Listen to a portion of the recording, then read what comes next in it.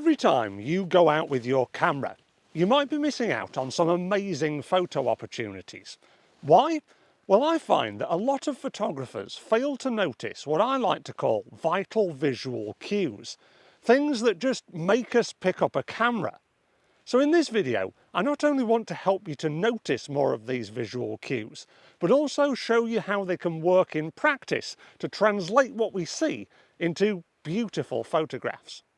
I'm filming this video on Christmas Eve, and there's one thing that I love to do on Christmas Eve, and that's to find a really remote spot and go for a walk with my camera to blow off a few cobwebs.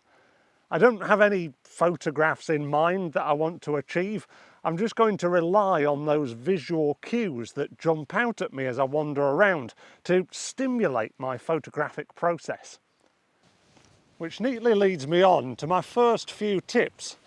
First of all, I think it's really important, if you're training yourself to see more of these visual cues, that you don't go out with specific photographs in mind. Because if you do, then that's just going to channel your attention on those things, and you're going to miss everything else. And there might be some really good opportunities that arise. Secondly, always have your camera about your person, not just tucked away in your bag, because if it is about your person, then you're much more likely to use it. The first visual cue that I'd like to talk about is light. Light is vitally important in photography, and it can make or break a photograph. So it pays to have a look around when you're making pictures to see where the light's falling, what the type of light is, and how it's affecting what it is that you're photographing. Take this shot here, for example. Personally, I don't think it works, because although the light is beautiful, it's simply illuminating the river and the fields surrounding it, casting the fells in the background into darkness. And it just stops the eye from going through the photograph and following that really strong line. I think this one works so much better, where the light is slightly flatter, but our eye can follow the line much more strongly, and it becomes a much more coherent composition. For me, the light in this shot is far much more constructive. Although there isn't a clear subject that it's illuminating, our eyes follow the snaking path through the walls, and because I was shooting into the sun, we get all of that really nice dynamic backlighting, making sure that the sky isn't too overexposed and the ground not too underexposed. We're not necessarily looking at something really impressive. It's the light in the picture that is drawing our eye through the layers, creating the intrigue, and also a little bit of nice atmosphere as well.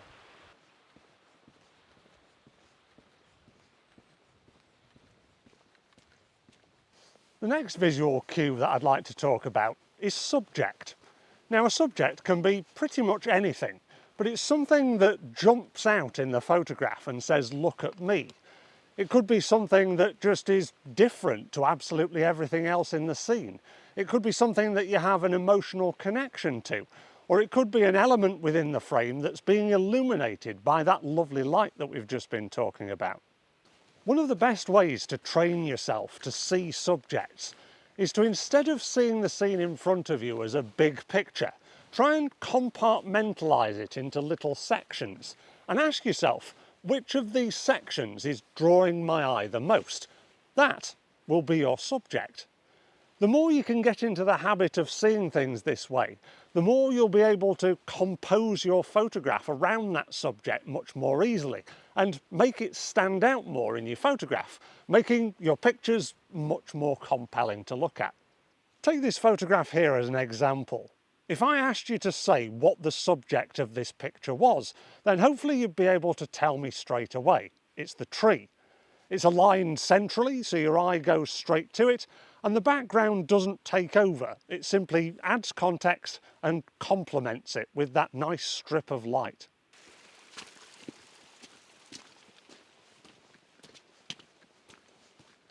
The next visual cue that I'd like to talk about is shape.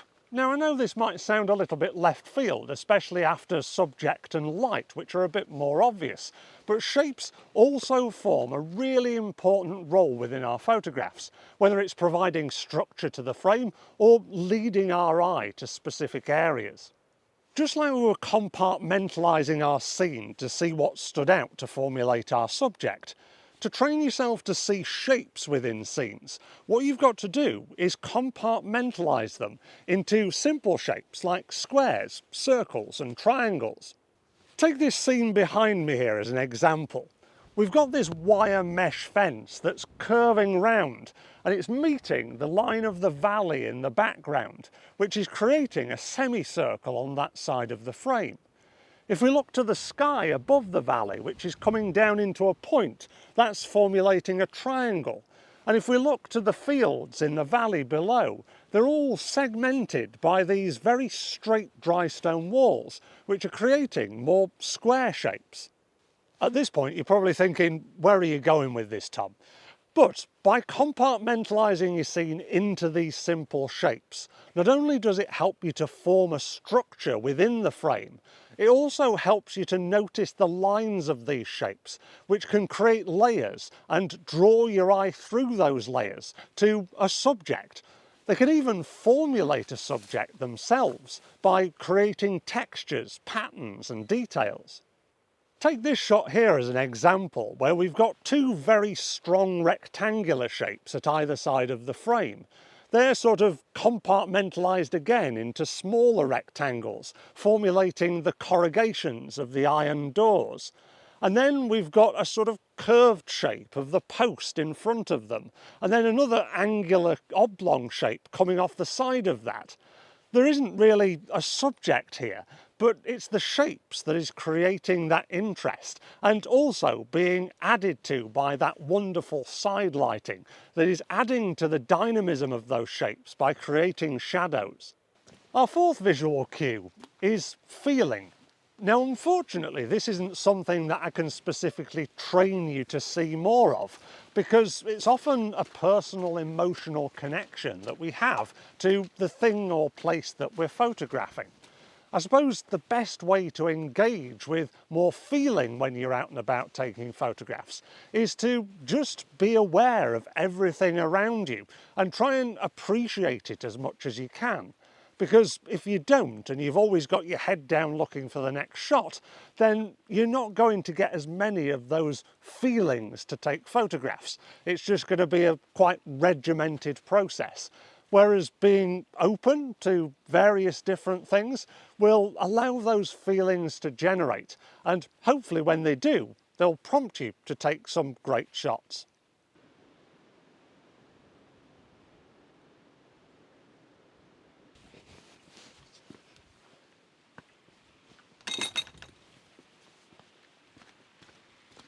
That lovely light that I had earlier on is fading quickly now. But I've really enjoyed this walk, picking up on those visual cues of light, subject, shape and feeling. I often see when I look back at photographs that I've taken in the past, it's when these four elements align together, I take my best pictures. So next time you're out and about with your camera, see if you can train yourself to see more of these visual cues. Because if you do, I guarantee not only will you see more potential photographs, you'll also do a better job of making them as well. I hope you've enjoyed this video. If you have, then please give it a like and also subscribe to the channel if you haven't already done so. Check out YorkshirePhotoWalks.com for my latest series of workshops and online coaching and mentoring. And if you'd like to take your learning further, then make sure that you watch this video next. I look forward to seeing you again very soon, but until then, it's bye for now from me. I'm going to head home, batten down the hatches, and hopefully enjoy a really nice Christmas day. See you again soon.